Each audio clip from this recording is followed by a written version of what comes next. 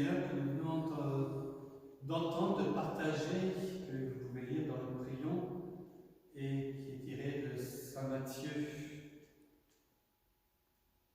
Nous avons, au début de cette célébration, béni aussi tous les rameaux que vous pourrez prendre, qui seront mis à votre disposition à l'entrée de chacune des églises Saint-Louis, Bienheureuse Marie-Blondin et Saint-Charles Borromée. L'entrée triomphale de Jésus à Jérusalem, c'est cette grande fête des rameaux. Une grande fête improvisée dont Jésus, d'une certaine manière, est l'initiateur, tout en laissant aux enfants d'Israël aussi leur propre initiative. Il y a comme deux initiatives.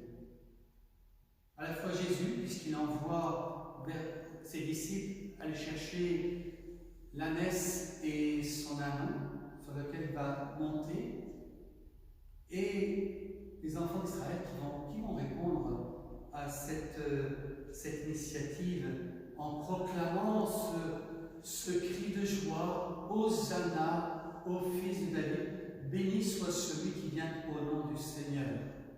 Hosanna, sauve donc. Si vous avez déjà entendu la première vidéo que j'ai donnée sur les rameaux, voilà, c'est ce grand cri, sauve donc. Comment ne pas pousser ce cri aujourd'hui, chacun d'entre nous, dans notre prière, dans notre communion avec tous nos frères et sœurs qui, de par le monde, célèbrent cette fête confinée dans leur maison. La foule accueille Jésus comme roi, comme Messie. Ainsi, c'est toute l'espérance d'Israël qui s'exprime. Elle attendait le Messie, elle attendait un sauveur, celui qui allait libérer le peuple élu du pouvoir de l'oppresseur, comme Dieu avait déjà libéré les Hébreux du peuple égyptien en le faisant passer la mer Rouge vers cette terre nouvelle en passant par le désert. Et aujourd'hui, bien, nous faisons nôtre ce chant, ce cri, en ce premier jour de la semaine sainte avec laquelle les rameaux nous font entrer. Nous célébrons la passion du Christ. Et en 1985, rappelons que le pape Jean-Paul II a fait de cette journée la journée mondiale de la jeunesse, qui chaque année est célébrée de manière particulière dans chacun des diocèses. Nous recevons des rameaux, des palmes, qui sont symboles de vie et de résurrection. Le rameau est pourtant bien plus qu'un porte-bonheur que souvent nous venons chercher, auquel nous sommes très très attachés. Tous nous voulons notre rameau. Il est placé dans un lieu respectueux, souvent proche du crucifix, c'est faire entrer Jésus ressuscité dans nos maisons. C'est lui donner au cœur de notre vie, au cœur de notre quotidien, au cœur de notre propre histoire, de ce que nous vivons, la place essentielle. Nous passons de la joie à la gravité, avec la passion que nous avons entendue en ce jour de la fête des rameaux. À la fois gravité, tristesse, et je pourrais dire aussi que nous sommes comme pris de vitesse, car nous sommes nous aussi dans une situation très très inconfortable. La pandémie du Covid-19 a raison sur nous à tout point de vue, dans un monde où tout va vite, très vite, où nous sommes de plus en plus vite, nous sommes mis à l'arrêt, obligés de nous laisser conduire par quelque chose qui à la fois est si petit et si puissant. Ce virus nous impose sa loi, non plus de sortie, mais de demeurer chez nous, de nous voir repliés dans une retraite, en confinement, qui nous conduit à un vrai désert.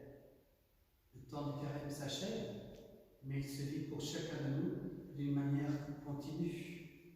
Désert quant à nos relations sociales, désert quant à nos habitudes d'autonomie, désert quant à nos habitudes de satisfaction de nos besoins de consommateurs, désert quant à notre vie de foi et bien d'autres encore.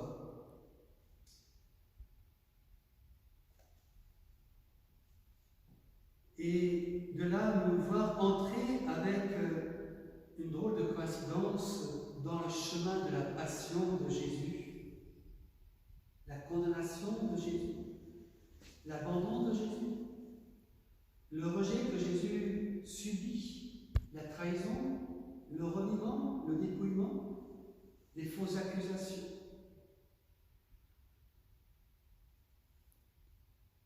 Tout cela, Jésus a porté avec amour jusqu'à la mort sur la croix. Nous pouvons le ressentir dans notre chair. La passion de Jésus est pour chacun de nous, par la force de ce virus, réalité.